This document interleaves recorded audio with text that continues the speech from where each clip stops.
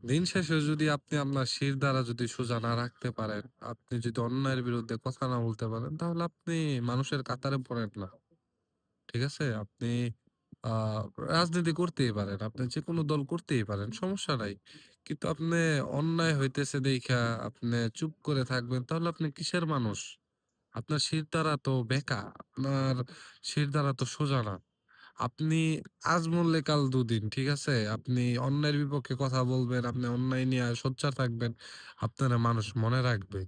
ঠিক আছে? আর আপনি যদি বিড়ালের মতো বাসায় বসে থাকেন, চুপচাপ থাকেন, অন্যায়ের সামান্য প্রতিবাদ না করেন, তাহলে আপনাকে কেউ মনে রাখবেন না। আপনি মইরা যাবেন, আপনারে সবাই ভুইলা যাইবো। যেমন রাস্তায় কোনো কুকুর মারা গেলে কেউ ওইটা মানে কিছু মনে করে না। আপনার মৃত্যুটাও সেম এভাবে হবে। তো এই কথাটা এইসব মানুষদের উদ্দেশ্যে বললাম যারা ভাবে যে নিজেরা কি কত বড় কি হয়ে গেছে। তারা এই হয়ে গেছে, ওই হয়ে গেছে।